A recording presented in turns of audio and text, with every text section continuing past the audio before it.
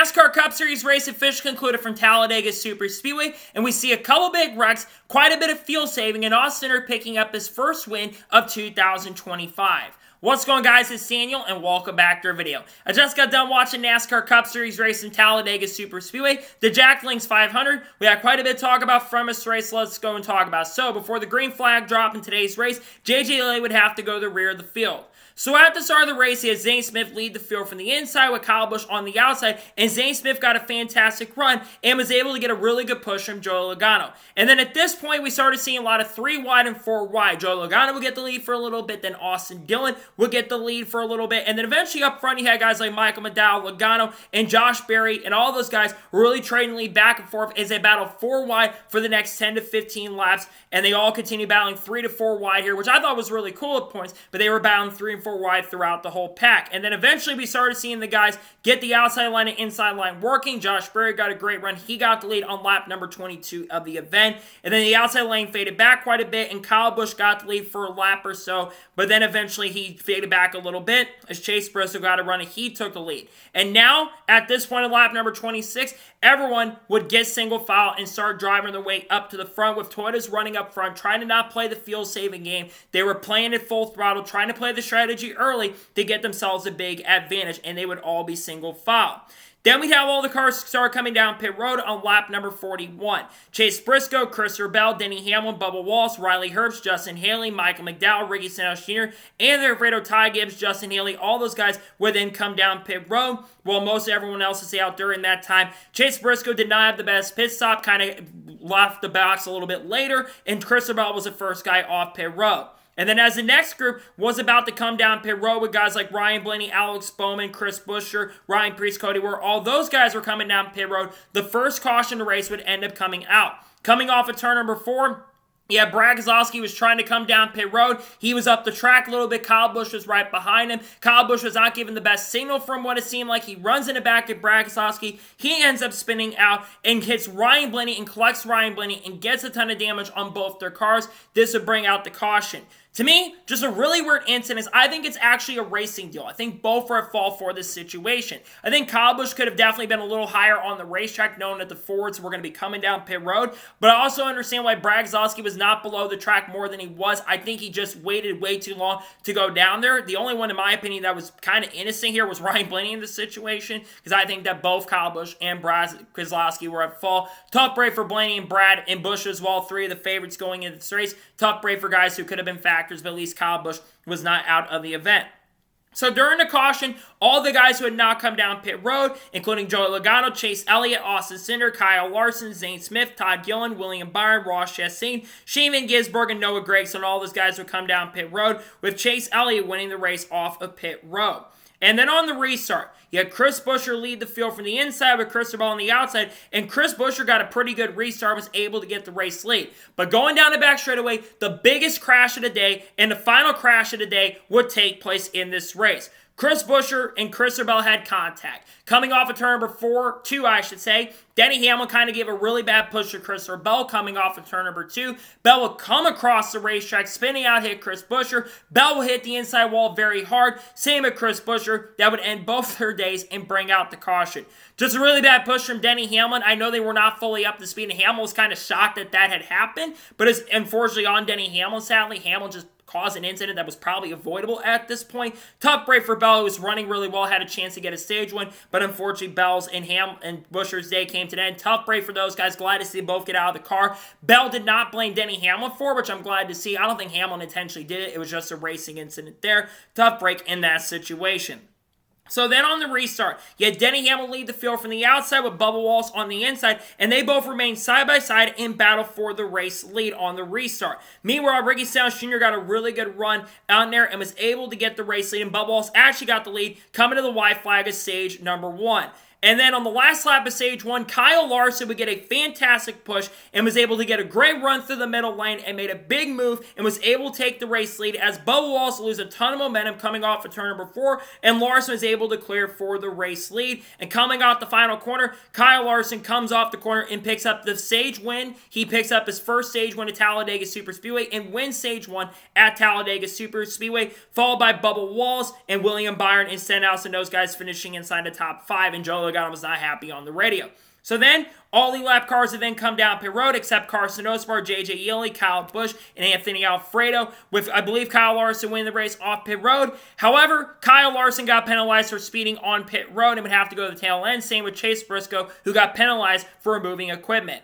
And then on the restart, Anthony Alfredo lead the field from the inside with William Byron on the outside, and William Byron got a fantastic run and was able to clear for the race lead. And once again, there'll be a lot of fuel saving going on. William Byron and Anthony Alfredo would battle back and forth for the race lead for quite a few laps, and then John Hunter Nemechek, he was able to get up there and challenge for the lead, but then eventually Anthony Alfredo, he was able to get up there, and he saw then eventually on lap 85, Alex Bowman, he got a fantastic run, and he was able to take the race lead and challenge up there, and then eventually Daniel Suarez, he got up there and tried to get the lead. But at this point, we're kind of just playing a fuel-saving game for the next 30, 40 laps. It was cool, but a lot of guys playing fuel-saving at this point. And then Kyle Busch and Anthony Alfredo would eventually come down pit road. Kyle Busch, who came down pit road for a vibration, sounded like a loose wheel or tire going down. And then Anthony Alfredo, he would come down pit road as he had to come in and get fuel. And then we see most of the guys be up front playing single file. Logano and Priest would be the guys up front. And you had some guys challenging up on the outside. It's like Hocevar and Nemec, they could not get up there. And then the next lap or so, a lot of Chevys would come in, including William Byron, Chase Elliott, Kyle Larson, Shane Van Gisbergen, Alex Bowman, Ross Chastain, and Cody Ware. Shane Van Gisbergen would have a terrible pit stop, would miss a bunch of pit stops, and would speed on pit road. And Chase Elliott also was too fast on pit road as well. And then the next lap, Joey Logano, Ryan Preece, Noah Gragson, Daniel Suarez, Josh Berry, Cole Custer, and Austin Cindric. And Daniel Suarez was also penalized off pit road. I believe Joey Logano was the first guy off pit road. And then the next lap, Bubba Wallace, Tyler Reddick, Riley Herbst, Carson Hocevar, Todd Gillen, Justin Haley, John Hunter Nemechek, pretty much all the Toyotas and remaining Chevys, they would all come down pit road. And coming off of pit road, John Hunter Nemechek would have a terrible exit coming off pit road and would spin inside the water that was on the racetrack from the rains that happened earlier this week. He would spin out but was able to continue going. And then eventually all the rest leaders, they would come down pit road. And we started seeing some really good battles between Logano and Hocevar, and they were starting to battle really far up front. And then we saw a little bit of strategy. Denny Hamlin, Chase Briscoe, Riley Herbst, and Ty Gibbs, they would all come down pit road to flip stage number 2. A very smart strategy by the Toyotas to try to get up front. And then we started seeing a really good battle side-by-side between Bubba Wallace and Joey Logano for the race lead as they battle side-by-side. And coming to the white flag of stage number 1, off center, we gave a fantastic push to Bubba Wallace coming down to tri-oval on the white flag. Logano would get a little bit of a bad shove, would lose a little bit of ground. Cindric would go to the outside, but Bubba Wallace still had the lead. And coming off the corner, Bubba Wallace would come off and win stage number 2, followed by Logano, Larson, Cindric, and Carson Hocevar. And we saw Logano be very angry at Austin Cindric, just out of frustration with that push. I think that it's just kind of heat of the moment thing. I don't think Logano is going to be mad at Cindric later. So then, all the lap cars would then come down pit road, except J.J. Yeley, Chase Elliott, and Anthony Alfredo. And eventually, the rest of those guys came down pit road.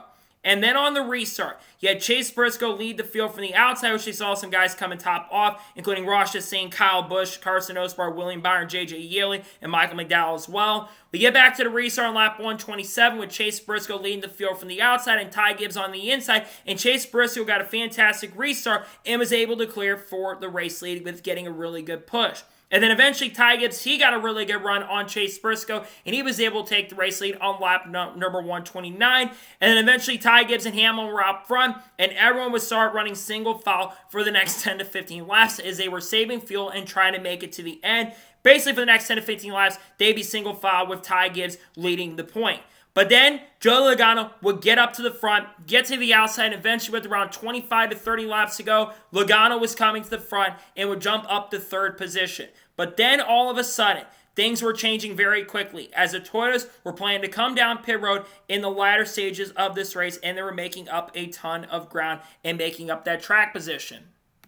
So, with 25 laps to go, Ty Gibbs, Denny Hamlin, Riley Herbst, Chase Briscoe, Bubba Wallace, Tyler Reddick, Eric Jones, Anthony Alfredo, Carson Osbar, and most of the Spire cars would come down pit road, with, I believe, the guy coming off first off pit road being Carson Hocevar, who played the strategy correctly early. He'd be the first guy off of pit road. And then 7 laps later, most of the Fords would come down pit road, including Ty Dillon, Joey Logano, Ryan Preece, Todd Gillen, Zane Smith, Cole Custer, Noah Gragson, AJ Allmendinger, Ross Chastain, and Cody Ware, with Ryan Preece being the guy who won the pit road off of that group, and Josh Berry and, unfortunately, Kyle Busch would be too fast on pit road. And then the next lap, Josh Berry, Austin Cindric, Kyle Busch, William Byron, all those guys came down to row most of the Chevrolets, with Kyle Busch being too fast on pit road, and Austin Cindric would be the first guy off pit road with the remaining fours. And eventually, everyone would start getting single file back up front. Ross Chastain with about 15 laps to go as the pack was emerging. He made a really big block and almost caused a big wreck, but luckily nothing would end up happening there. And then eventually, it was really a race between about 4 guys: William Byron, Austin Cindric, Kyle Larson, and Ryan Preece. As coming to 7 laps to go in the event, Ryan Preece made a big move to the outside of William Byron and was able to get the outside lane and be up front. And then with 3 laps to go in this race, pretty much everybody was side by side and no one was making any big moves. Ryan Preece and Cindric will continue battling side by side, and as it came to the white flag of the race, we still continue seeing the same thing between Ryan Preece and Austin Cindric as they continue to be really, really close up front. They battle side by side. They were starting to catch some traffic as well. I believe Kyle Busch and Josh Berry were the 2 drivers they were catching. They would not catch them before the end of the race, and coming down the tri-oval, Kyle Larson would give a fantastic push to Austin Cindric. As it came to the tri-oval, we would see a really close finish to the line. The checker flag would come out, and coming off the corner, Austin Cindric is able to pick up his first win of 2025 and his 3rd career NASCAR Cup Series victory by 22 1/1000ths of a second. His second Super Speedway victory and his first win of the season. Congratulations to Austin Cindric. Cindric has been really strong at the Super Speedways. We know he's been one of the best Super Speedway racers in the field. He's been historically very good at Talladega Super Speedway. He never really was a factor early in this race, but he kind of showed up in stage 2, but he kind of emerged up front, kind of put himself in the right position at the right time, led some laps at the end of the event, and picks up his first win of the year. He's been a lot better this year compared to prior years. He's had a couple bad weeks coming into the weekend, but even after the penalty he received at Coda, that doesn't matter at this point. A big win for Cindric. He's locking the playoffs with the win. A well-deserved win for Cindric. Congratulations to him on getting Team Penske's first win of the year and first win since the championship race last year. A big win for Cindric, and he's locking the playoffs now. Congrats, Cindric, on getting that first win of the season. Someone who I expect to be a major factor today. He was. Congratulations to him on picking up the win. So now we'll go ahead and take a look at the race results. Here are my score and thoughts on today's race. So Austin Cindric picks up the win. Ryan Preece finished the second. So close to picking up the win. 22 1/1000 of a second. So close to getting that first career cup win. I'm telling you, he is going to win before the end of this year with the speed that that 60 car has shown. He's been really fast all year. The 60 team's been really fast. They've been really strong all season long. He's had a lot of good speed. I think he's been at times the fastest RFK driver. Great run from Preece today. He finishes second. Kyle Larson finishes third. We talk about super speedways. We don't usually talk about Kyle Larson being a factor, but today, Kyle Larson was a major factor. He scored more points than anybody else in the race today and just put together all around maybe his best super speedway performance he's ever put together. He won stage 1, he got a ton of points in stage 2, and comes out today gaining more points on the regular season. Larson's becoming a really solid super speedway racer, finished third at Atlanta, so continues a strong run. Congrats to Larson on a fantastic run. He finishes third. William Byron finishes fourth. A really good run for William Byron. He had steering issues in this race. I think he had the steering broke at some point, but it seems like they fixed that issue, and he comes home with a really strong top 5 finish in fourth. Fantastic run for William Byron inside the top 5, and will continue to hold the regular season points lead. Joey Logano finishes 5th. His first top 5 finish in 2025. Finally, Logano gets that first top 5. Logano's had an up and down season so far, but he had good speed in today's race. He was the strongest Penske car, in my opinion, probably one of the fastest cars in this field. And today, he gets a really well-deserved top 5 finish in 5th. Great run for Joey Logano. Noah Gragson finishes 6th. How about that for Gragson? I believe this is his first top 10 finish of the year. Gragson was quiet all day, hung around the top 20 most of the race, and comes home with a solid top 10 in 6th place. Best finish of the year for Gragson. Great run for Noah Gragson in 6th. Chase Elliott finished 7th. He recovered from that speeding penalty. I think Elliott had a really fast car today. He didn't get a lot of stage points, unfortunately, but Elliott comes home with another top 10. I'm telling you, this team has been quietly having a consistent year. They're going to next week where they're going to be strong at Texas more than likely. Really good run for Chase Elliott. Good run. He finishes in 7th. 8th place finisher Carson Hocevar. Good recovery run for Hocevar. Back-to-back top 15 finishes. Hocevar was in a good position to win the race today. He comes home with a top 10. Really strong run for Carson Hocevar. Alex Bowman finished 9th. Ran top 10 a lot of this race, showed a lot of good pace and speed throughout the event, comes home with a top 10 and 9th. Great run for Alex Bowman. And Bubba Wallace recovers a finish in 10th. Another top 10 for Bubba. I think that's his 4th or 5th top 10 of the year so far. He scored a lot of points today as well. That's going to help him in the point standings as well. Bubba showed some really good speed in the race today. Continues to run really well early in the year. He finished 10th. Dale Suarez finished 11th. Good run for Suarez, getting himself a top 15 finish. Suarez had an up and down start to the year, so to get a top 15, good run for him. Austin Dillon finishes 12th. Not a bad day for him. Michael McDowell finishes 13th, led laps early in the race. Ricky Stenhouse Jr. finishes 14th. Cole Custer finishes 15th. Tyler Reddick struggled quite a bit today. He finishes 16th. Chase Briscoe finished 17th. Todd Gillen finishes 18th. Ty Gibbs finished 19th. He ran a lot better today than the results showed. Got trapped there in the back when some of the aggressive moves were happening at the end of the race. He finishes 19th because of that. Eric Jones finished 20th, but also for Ty, he did lead laps today, so that's a big deal for him. Zane Smith, who won the pole, finished 21st. Led laps today, but just not enough to get a good finish, unfortunately. Ross Chastain finished 22nd, disappointing ending. Denny Hamel finished 23rd, a major factor early in the race, but never really a factor after the pit stops concluded at the end. He finished 23rd. Riley Hurts finished 24th. Ty Dillon finished 25th. 26th place finisher AJ Allmendinger, 27th for Justin Haley. Josh Berry finished 28th after the speeding penalty. Kyle Busch finished 29th. He was my pick coming into this race, and he looked really early like he was going to be a major factor. Could never really fully recover from the incident. He was in the top 10, but then got that speeding penalty at the end of the race. I think Busch would have definitely been a factor to go to victory lane at the end. He finished 29th. Anthony Alfredo led a lot of laps in the race today. He finishes 30th. Shane Van Gisbergen finished 31st. Tough break for SVG to get that speeding penalty. His bad season continues, unfortunately, for him. He was having a really good run early, too. He was inside the top 10 quite a bit of stage number 2, but doesn't get the results because of a speeding penalty, unfortunately. He finishes in the back. John Nemechek finished 32nd. Cody Ware finished 33rd. J.J. Ely finished 34th. B.J. McLeod finished 35th. Chris Buescher finished 36th. Christopher Bell finished 37th after crashing. Brad Keselowski finished 38th after crashing. And finishing last in 39th place is Ryan Blaney. So now, let's talk about the overall race as a whole, and I'll give my score and thoughts on today's race. Honestly, for Super Speedway standards, this was not the most exciting Super Speedway race. I did from time to time enjoy the 3-wide and 4-wide racing. And don't get me wrong, I do enjoy 3 to 4 wide compared to be up on the top lane being single file. I hated when they were always running the top. I get why they were doing it for fuel saving, kind of similar to what they're doing now. But I think that there's still some issues with this next-gen car at Super Speedways. You can't really make the necessary moves that you're really going to be able to make unless you're having the fuel-saving situation. And I think there's definitely work that needs to be done on the next-gen car at these types of tracks. Was it the worst Super Speedway race of all time? Absolutely not. I think this race had some good moments. I thought the end of Stage 1 was really exciting. I think there were moments in this race for sure that were definitely really, really fun to watch. I think there was a lot of good moments in this race for sure.